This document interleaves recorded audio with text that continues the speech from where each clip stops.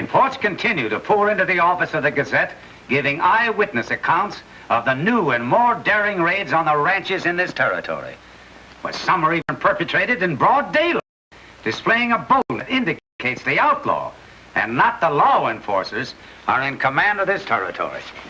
Well, how do you like that?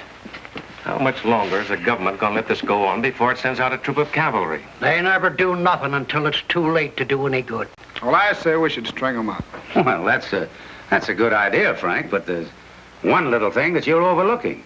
We've got to capture them first. And you boys want to go with me? I'll go along.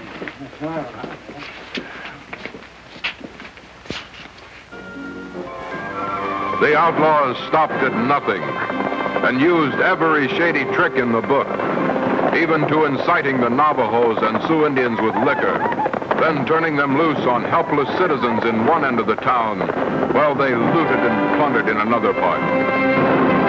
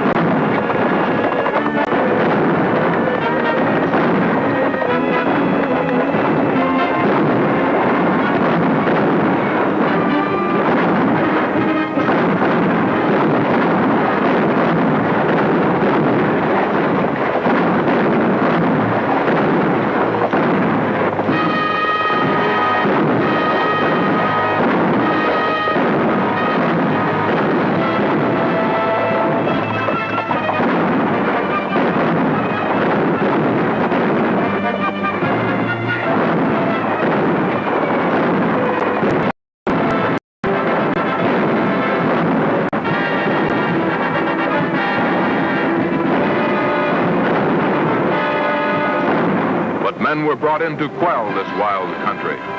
Men like Wild Bill Hickok, Wyatt Earp, and others like Doc Holliday came too. But the killings and wanton murder went on. Ranches were raided, horses and cattle driven off. Banks were bolted open and robbed. Gold shipped by stagecoach was taken in broad daylight. But the West was young and offered a challenge to good and bad alike. People poured in. People like Deke Gentry, who wanted the West for what he could get from it. Others came who wanted the West for what it would give them. Call them pioneers, or farmers, or cattlemen, or lawmen. But it is of such people this story is being told. Aces and eights, a dead man's hand. Sorry, Bill, but two pair won't beat three kings. Come to think of it, though, that's the first time I've seen aces and eights since Wild Bill Hickok was killed down in Abilene. Something isn't done, and soon. That dead man's hand might be predicting our death. I can't understand why the president doesn't put a stop to this by declaring martial law. The only way to do is to send a troop of cavalry out here if you want any law and order around this part. Now, just a minute, gentlemen. The West is young yet. Well, you can't put out a burning building with just one cup of water. You've got to use lots of it. While all this robbery and killing was going on, the president did do something about it. Now, the territory's too young yet to hold a general election, but we are going to have a new territorial governor, Yeah? and an honest one at that. Who is he? Well, a fellow named of Tom Emery, one of the squarest, shootingest hombres that ever put foot in the district. He was in the Civil War under Grant. After the war was over, he came out here and settled down on a ranch. Why haven't we been informed about this? Well, the facts couldn't be made known, and they can't until Emery gets to Capital City. Otherwise, I doubt if the outlaws would even let him get there. When is he going to leave? Well, the marshal office is sending out a man to see that he gets there safe. He ought to be arriving today, or at least sometime tomorrow. Well, I'm certainly glad to hear about this. Care for another game, Ed? No, I think I'll be going upstairs. I have a lot of work to do. See you later, boys. All right. You fellas care for another hand? I don't mind. I'll play a couple. How about you, Charlie? Yeah, deal me in. Stays don't get here for an hour yet. The usual. Same.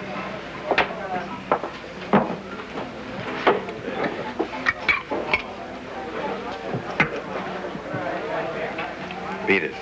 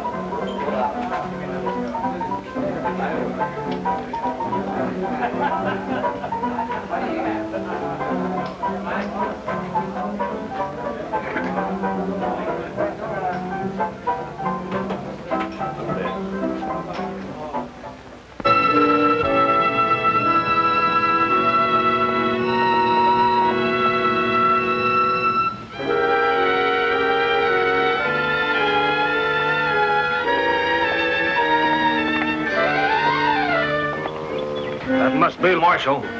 All right, let's take it.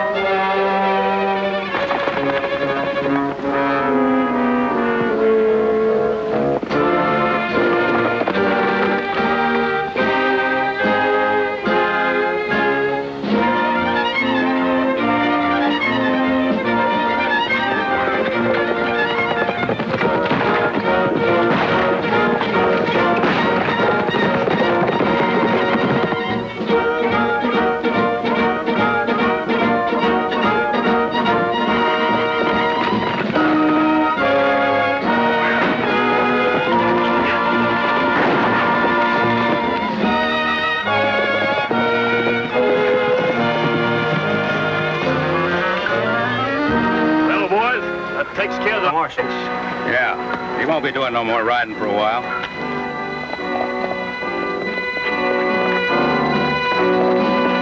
Let's get out of here before we're recognized.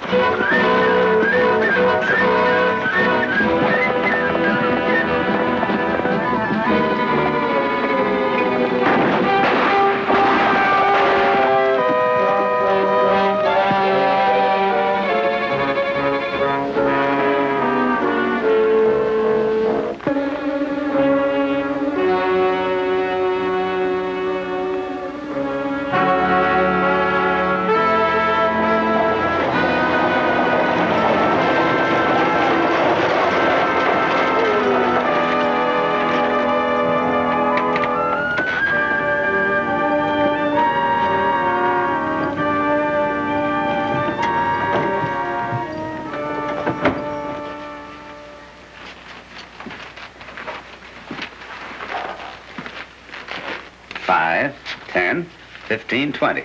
Now, there's your change, ma'am. And I'm sure you're going to have a very pleasant trip. Because Joe is one of the best drivers we have in this part of the country.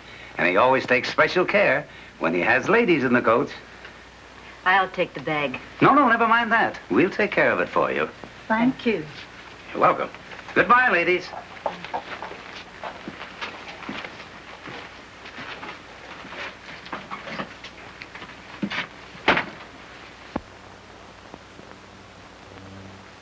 Hello, Mr. Jones. Well, hello, ladies. How are you?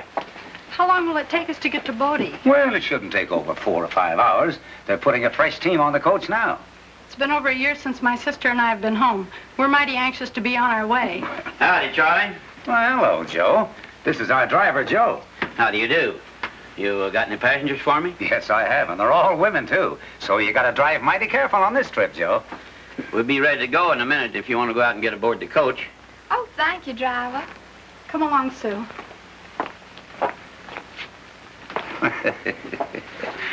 How was the trip, Joe? Almost had a little excitement this time. Thought for a while it was a holdup. 3 men were chasing a lone rider for all of her worth. Ain't heard so much shooting since Geronimo was on the warpath. What'd the rider look like? Well, so far away I couldn't tell, but he was sure hightailing it. Last I saw of him, he rode over a ridge. Those 3 highbinders right on his heels, and still shooting, too. Did you want to take it for the stage, mister? Guess not. Reckon I better stay behind this time. You see, I got a weak heart, and too much excitement might do me in. Well, I guess the boys must have that team hooked up by now. Take it easy, Charlie. Yeah, good luck. Sorry you're not coming with us, mister. See you around, maybe. Yeah. What can I do for you? Is your name Charlie Jones? Yeah, that's right. Well, then you're just a fella I want to see. My name is Jones, too. Fuzzy Q. Jones. Well, of course, from the marshal's office. Come on back here. How are you? Yeah, fine. Good. Hey, I heard that driver talking about 3 curly wolves chasing a lone rider. You don't suppose they could be chasing that partner of mine, Lassereau, do you? Well, it's possible, but not probable, because your partner was chasing them. How'd you find out all this? Well, he told me. That's right, Fuzzy. Those Renahans gunned down an innocent cattle buyer thinking it was me. Charlie, it seems funny they knew we were coming. Did you tell anybody? Well, only a few of the boys, but they're just as interested in having law on the territory as I am. Maybe one of them isn't as interested as he seems to be. You see, I told you we shouldn't come in here separately with my nose itching the way it was. I knew something was bound to happen, but you wouldn't believe me. Now, if we'd have rode in here together as before, we'd have counted for them 3 Jaspers. Charlie, it puzzles me. Why doesn't whoever's behind all this go directly to the source and make an attempt on Emery's life? Yeah, why don't they? Now, I knew you were going to ask that. Now, as long as Emery stays on the ranch, he's not a threat to any of the outlaws. But as soon as he leaves there and heads for Capital City, his life isn't worth any more than that cattle buyer they got back there. Now, that's where you 2 fellas come in. Sounds reasonable. Can you trust the driver? Joe? Well, I should say so. He's been with the company ever since it started. Where do we find Emery? Well, he lives on a ranch out here, about 10 miles, lives with his niece. Now, I'm going to draw a map here and show you exactly how to get there. Now, you come out this road here. There's a fork up here, and you turn left. Now, you go about half a mile here.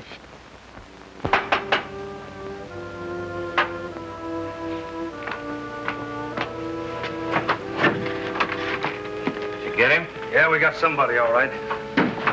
Some Jasper and Black rode up and started blazing away at us. Then the boys had to get out. Didn't you go back to make sure who you got? Yeah, we went back, but the guy we got wasn't toting a badge. And that ain't all, Ed. Just as I was riding into town a few minutes ago, I seen that same stranger go into the stage depot. What's so strange about that? He didn't go in the front way, and Charlie Jones let him in just as friendly as you pleased. That's your man. Now listen, the way I figure, when he leaves Charlie Jones's office, he'll head for the ranch. Now get a couple of the boys and see that he does not get there. I get you. And this time we won't miss, Ed. Good.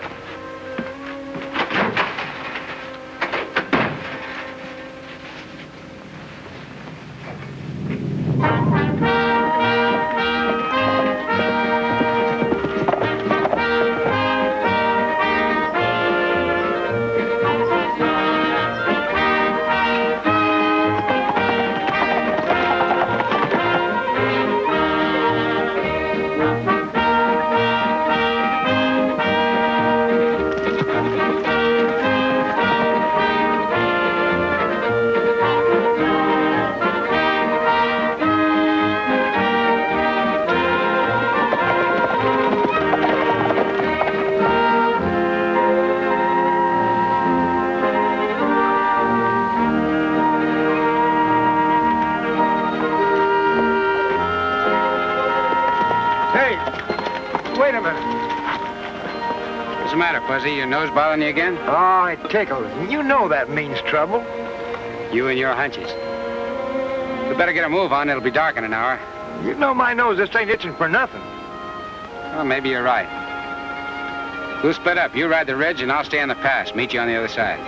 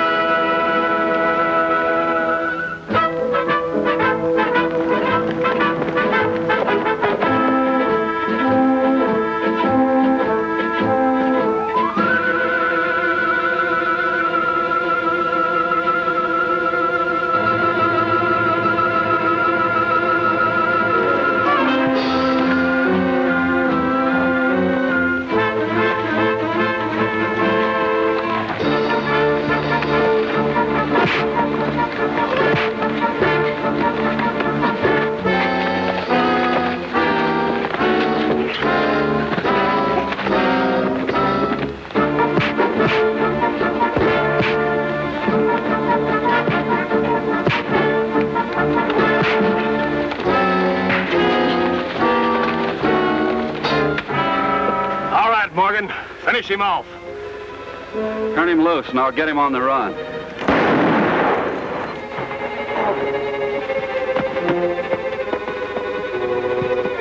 I ought to feel the rest of you full of lead. Now, don't make any false moves because my trigger finger is getting itchier in my nose. Thanks, Fuzzy. Conway, pull off your gun belt. You heard what the man said. Now, tough guy, let's see how you can do in a fair fight.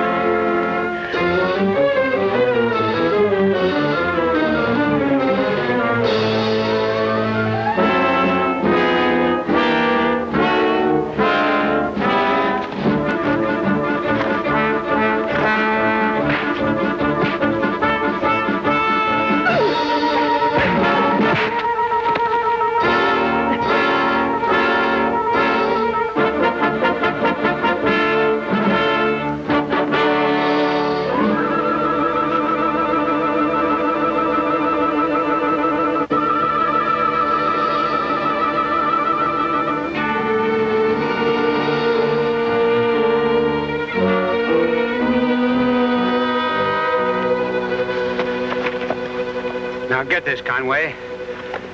I don't know where you fit into this puzzle, but I intend to find out. My advice is to get out of the country while you can still walk. And take this mangy coyote with you before I skin him alive and use his hide for a rug.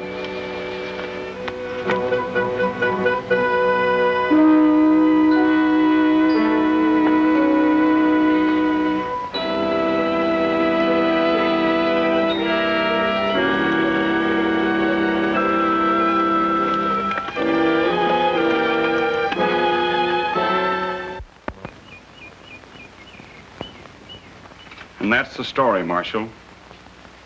I'd rather not accept the appointment.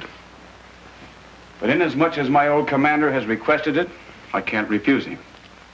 Anyway, it's high time that something is done in this territory to give the decent citizens an opportunity to build a future, to build homes and farms and ranches. And that can't be done until these hordes of bandits and outlaws are driven into oblivion. I understand now why the president appointed you. And both Fuzzy and I will do everything in our power to see that you get safe conduct to Capital City. Hey, wait a minute. That ain't gonna be so easy. From what we've seen since we arrived here, this is the toughest country I've ever been in. He's right. We've got to devise a scheme. It's Clark.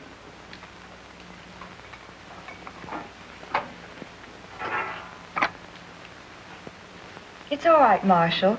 Clark doesn't speak or understand a word. He's a deaf mute.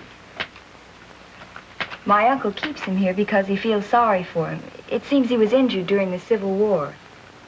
It's all right, Clark. You can serve the coffee. Remember, no sugar in mine. I like mine black. Oh, sorry, Marshal, you were saying? Oh, yes. We have to devise a way to get you to Capital City, and I think I have an idea that might work. Of course, there might be some risk. I'm at your disposal, Marshal. Anything you say will be agreeable. Good. Charlie Jones tells me that the driver has been with the Frontier stage line since it began. We'll have Fuzzy ride into town and make contact with Charlie Jones. I'm sure they must have a spare stagecoach. We'll have it brought out to the ranch after dark. Do you have any fresh horses, Governor? Why, yes, I have. Then tomorrow morning, we'll hitch up a fresh team and head for Capital City. Fine. Say, that's not a bad idea. When that regular stage here goes out on its normal run, nobody'll be the wiser. Hey, wait a minute. If that regular stage goes out on its regular run, then who's going to drive the other one? Well, since I'm going to be riding the ridge, you are. I are. I is. I am. Yes, I am.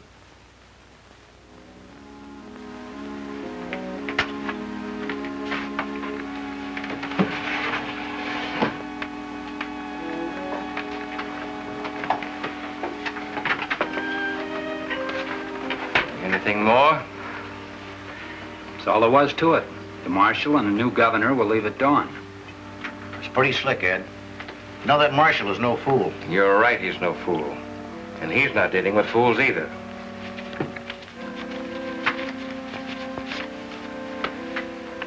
Enough? For a while, I guess. Good. Now keep your eyes and ears open. And let us know anything else. Now you better get back to the ranch.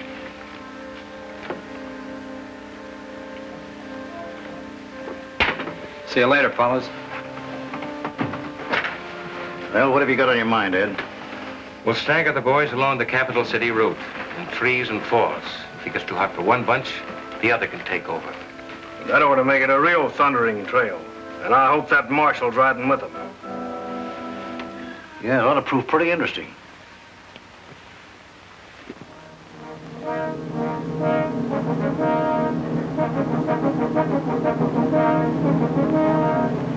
There she is, boys. The boss says that coach is carrying something mighty potent for him.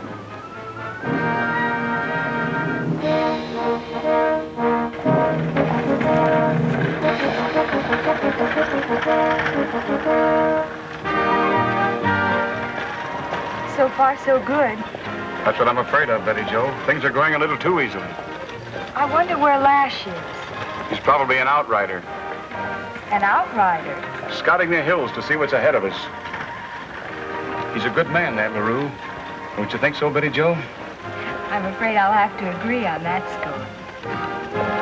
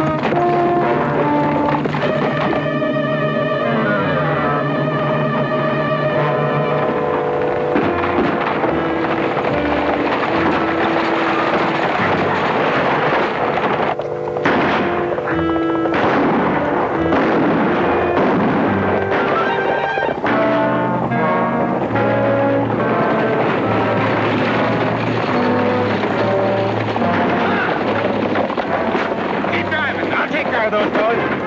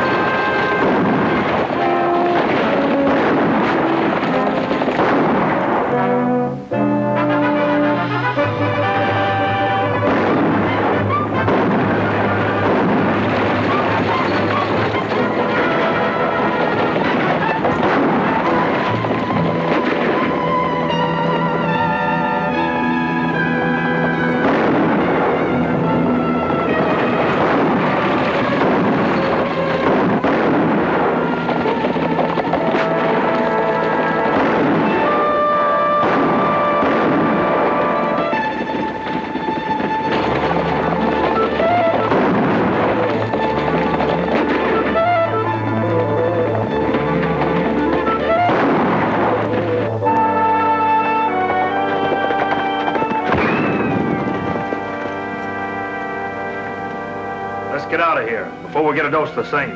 They won't get far.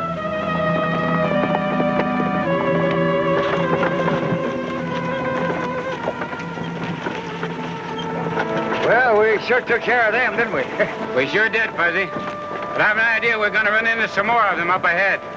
What do you mean, more of them? Whoever's behind all this knows we're going through. Keep on driving. I'm going down and talk to the governor. Easy, boy.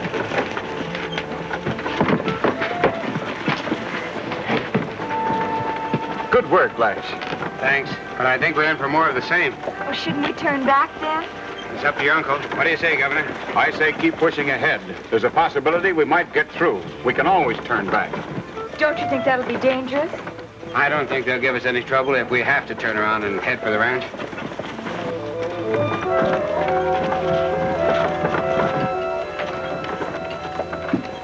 What do you think, Lash? Hard to say, Governor. Too quiet to suit me.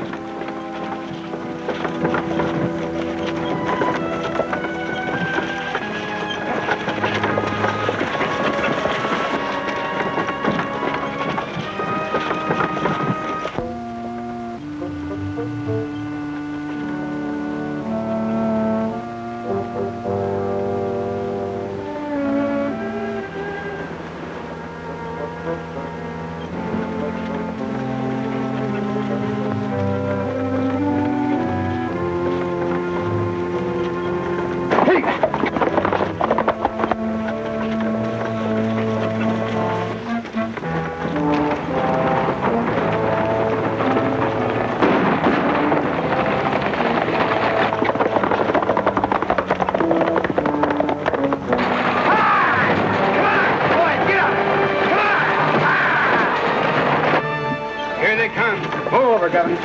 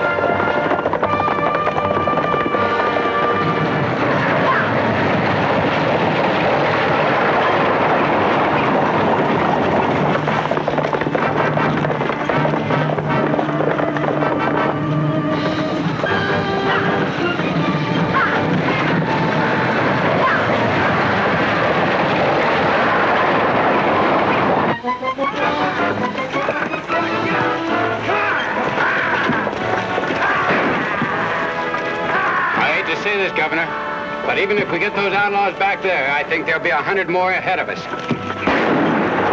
I think we'd better turn around and think of something else later. Whatever you say, Lige. I'm with you. Boy, get out there. Come on! Fuzzy! Turn around and head for the ranch. Ease up, boys. Now, come on. Turn around there.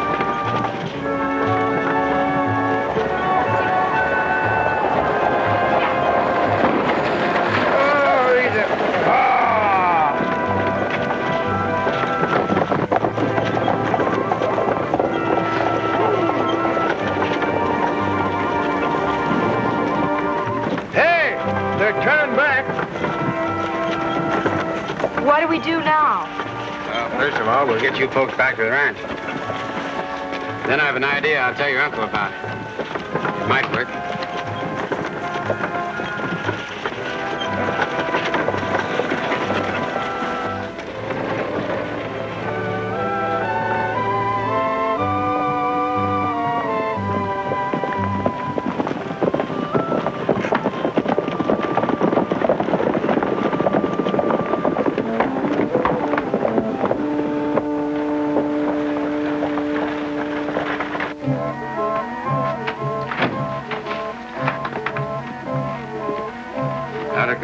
Just like clockwork, Ed. Good. Call the boys in and have them pour themselves a drink. Come on in, men, and have a drink.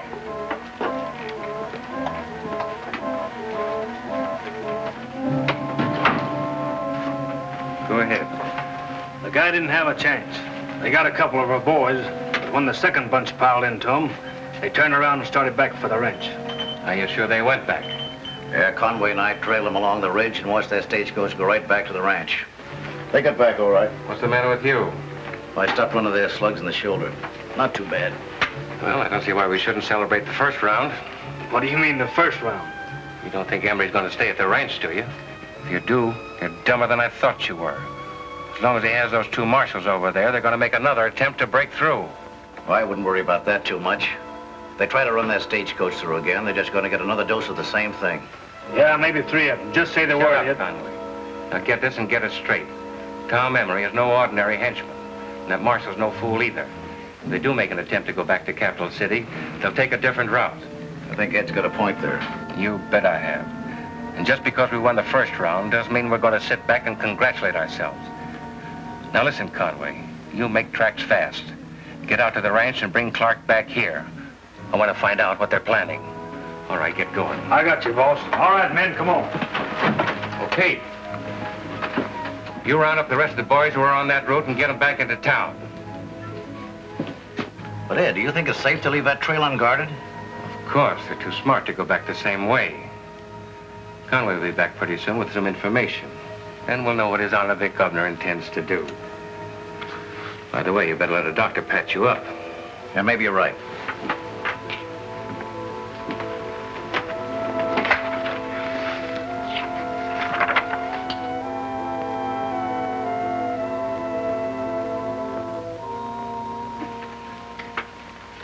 That way, I don't believe the outlaws will have any idea what we're doing. Well, just to make sure that everybody understands this, do you mind repeating it again, Lance? Not at all, Fuzzy. You and I will take the covered wagon through Boulder Pass. The governor will be in the wagon. Now, Betty Jo will stay here. After we have the wagon through Boulder Pass... then we transfer Mr. Emery into Joe's stage, and they carries him safely on into Capital City. That's right. That's all. Thank you. You can go now. What time do we leave? First thing in the morning. We've got to change our plans. Change our plans, but why, Lash? Yeah, why? Them plans seem plenty good to me. I'm afraid your handyman understands more than you think, Governor. What do you mean? Someone had to tell the outlaws we were using the stagecoach. The only person that could have been was Clark. He was in the room when we made our plans. Yeah, he sure did pick a convenient time to leave. That is, if he heard it. He heard us all right, but with a few changes I've got in mind. I think the information that he passes on will be just a little bit wrong. Now, here's the way we'll do. Tomorrow we'll continue just the way we had planned, with the exception that when we get to the Boulder Pass... That's it, men. Clark says the marshal plans to take the new governor through Boulder Pass in a covered wagon. Go ahead and tell him, Clark. The governor will be in back. You men know what to do. Schaefer and Yantis will be in charge. You'll get your instructions from them. Now, good luck and get going. Say, Ed, I won't be able to go along on this one on account of the shoulder. But my brother's going to take over for you. Fine. Tell him to bring a few of his men. We can use everyone he can lay his hands on. Tell him also to see the new governor doesn't get to Capital City. And while he's about it, they get rid of the two marshals. Sure, Ed.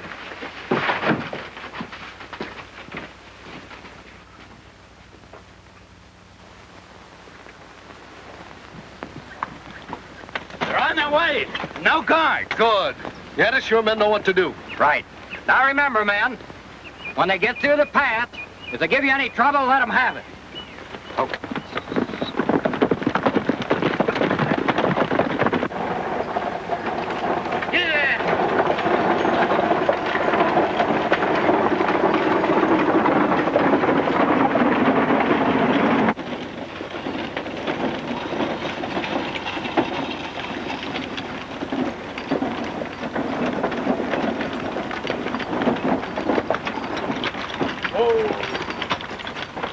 Well, here we are, Fuzzy. Boulder Pass. Sure is mighty pretty. Wonder what's on the other side of that pass. There's one way to find out. Let's go on through. Get it.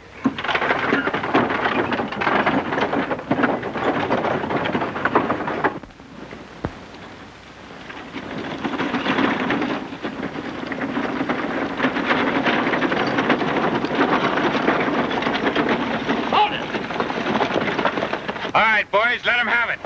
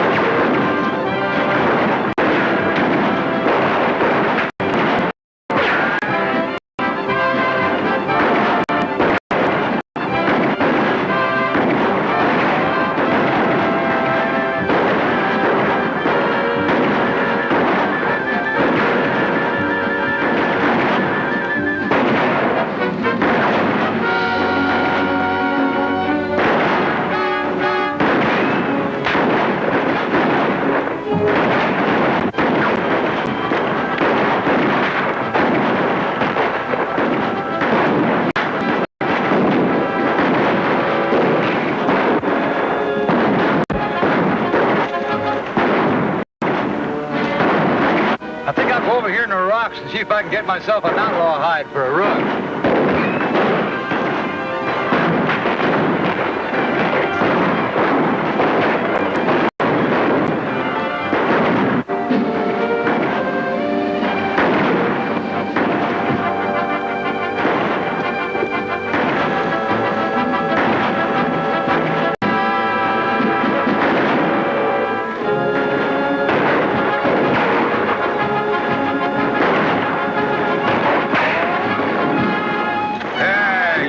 Too close.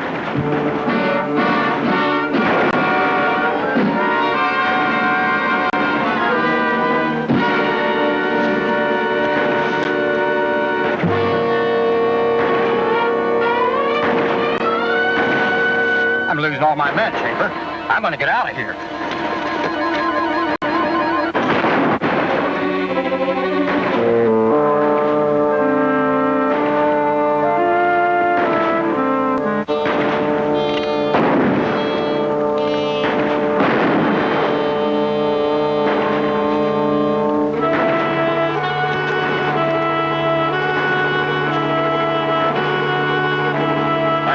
Have your men rush him. I'm going after Schaefer.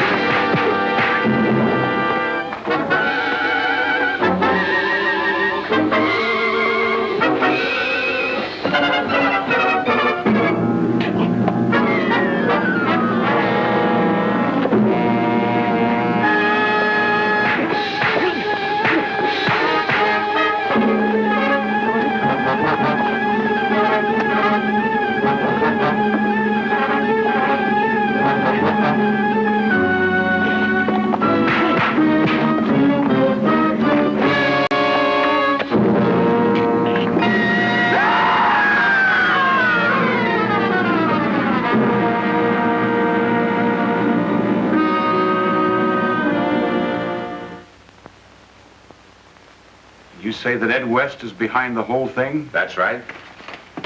And your trusty servant, Clark. He is now keeping him company behind bars. Lash, I can never thank you enough for what you've done for my uncle. If you hadn't realized that Clark was spying on us, well, I just hate to think what would have happened. Thanks. The thing that makes me feel good about the whole thing is the fact that as soon as your uncle took office and Ed West was sent to jail, the few remaining outlaws began leaving the territory. And sooner or later, they'll all be picked up, tried, and sent to jail where they belong. Then maybe the folks out in this new country will have the opportunity I was telling you about. The opportunity to build homes and farms. What about you, Lash? Did you ever think about settling down? Well, There's too much to do. The West needs a police force, and it looks like Fuzzy and I are elected. Well, this territory could use some policing itself. Maybe a little persuasion from the right source might make you change your mind. Maybe. But you see, well, Fuzzy, he wouldn't want to settle down in one place. He kind of likes to keep on the move, and I... Hi, Gov, old boy. I'm sure glad to see you got here safe. You know, that wasn't a bad idea that me and Lash had when we started shooting it out with them outlaws and they drug all their henchmen off of the stagecoach road. And you and Betty Joe rode on in just as safe as you please. You know, you're pretty lucky to have a couple of good men like me and Lash hanging around. Oh, by the way, Judge, pardon me, I meant Governor. By the way, Governor, Your Honor, you know, I ain't as young as I used to be. I'm getting sort of saddle weary. Now, you take that Lash, he likes to keep moving along, but with me, I'd like to get stick in one place for a while or a change, you know? Now, don't you tell him that I suggested this, but why don't you have us appointed to this here territory sort of permanent-like? Of course, you got to make it sound like it come from you. Does that answer your question, Lash? You all right, Judge? I am. You know my name ain't Lash. It's Fuzzy. Fuzzy Q. Jones, you remember? Mm-hmm.